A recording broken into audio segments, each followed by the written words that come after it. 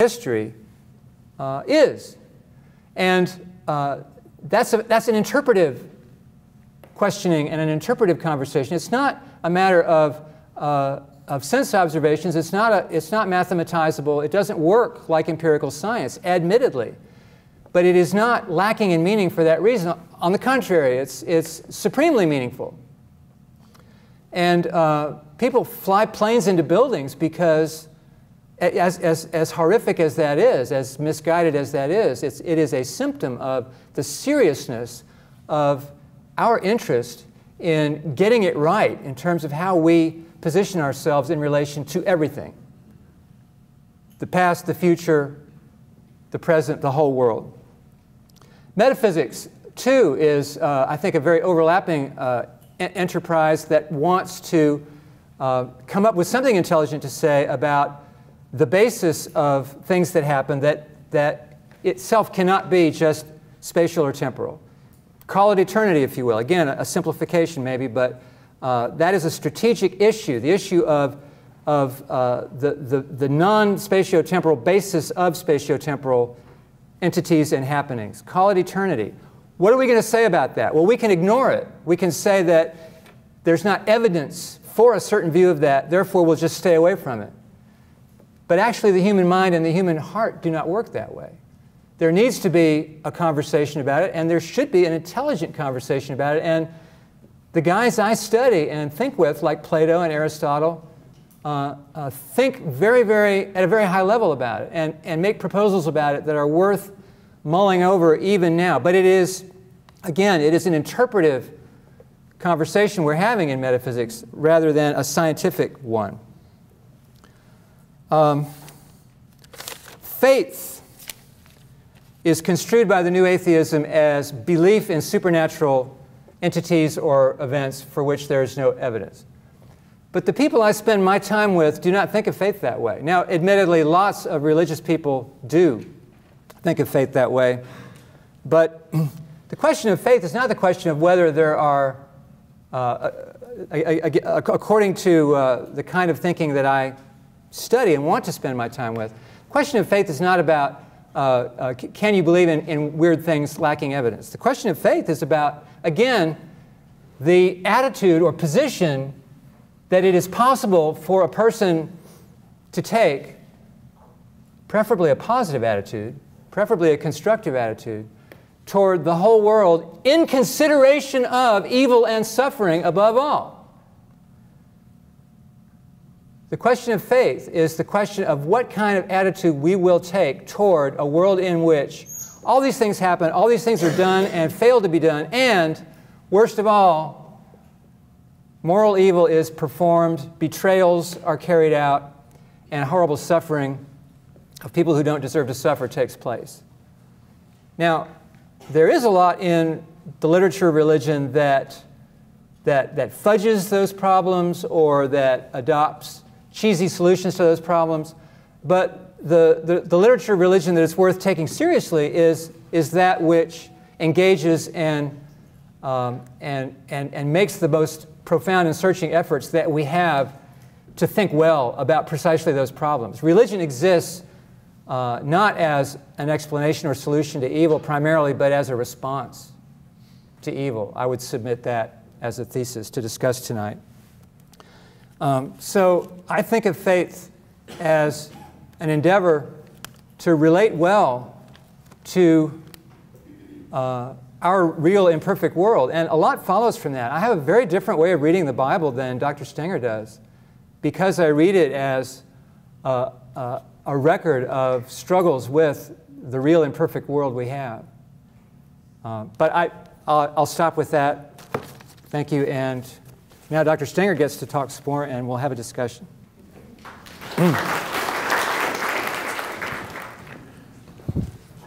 Well, I'm glad you did mention that statement I made about theologians, because that was a misstatement. I really don't have a low view of theologians, and neither do the new atheists. What I was trying to say is that our writings are from a scientific standpoint rather than from a theological standpoint. And in fact, you gave me an opportunity to plug the other book, the 3 books of mine that are on sale out there, one called Quantum Gods. In Quantum Gods, which came out earlier this year, I tried to look at the other types of gods that people might talk about. One was both of them were based on ideas having to do with quantum mechanics. And one is the idea that there's some cosmic consciousness out there that our minds tune into, and this is part of New Age thinking. And you read a lot of, there's a huge amount of literature on this. People like Deepak Chopra, for example, promote this point of view. So these people are not theists. These people don't believe in God, although who use the term God a lot, as do Hindus. But it's basically that in quantum mechanics, we see some evidence that the mind controls reality. Well, it doesn't, but that's the argument that's made. That's all I'll say about that. The other part of the book, however, I call quantum theology. And I've actually written a number of things, articles and so on, about a group of theologians that I actually do respect a lot. I call them the premise keepers. They like any theologian, they basically have to stick with God. They can't. Theologians don't talk about God not existing. God exists, and then everything follows from that.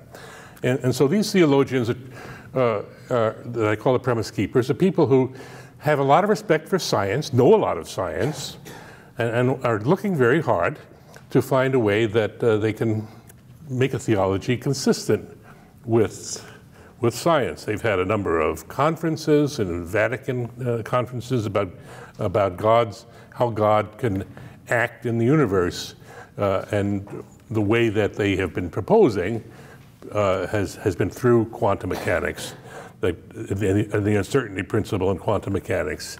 And so I discuss that, I think, with respect of their opinions, and try and look at whether it really holds up from a scientific standpoint. And what is interesting about it is that the God that they have come up with is not the traditional Christian God, although they would never say so, and they try as hard as they can to make it consistent with Christian, but there's no way that they can make it consistent with Christianity.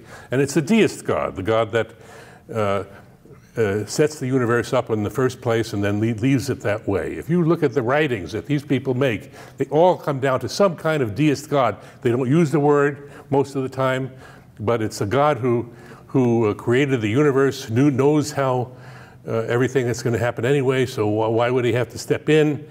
And incidentally, there was a Pew Foundation study of Americans a few years ago. No, sorry, it was Baylor. It was Baylor that came up with a study that actually asked Americans what they really believe. Not what religion they belong to, but what they really believe. And they found out that half, or maybe 40%, of the people who said they were Christians were really deists. They didn't believe that God steps in and plays such an important role in the universe after all. So deism, which started back in the Enlightenment, deism is the God of the Declaration of Independence, is a deist God. Thomas Jefferson, our first 4 presidents were deists.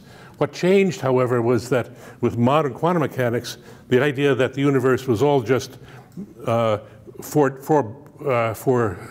ordained by God. God just set it all in motion, and then nobody has any free will or anything. Everything just happens.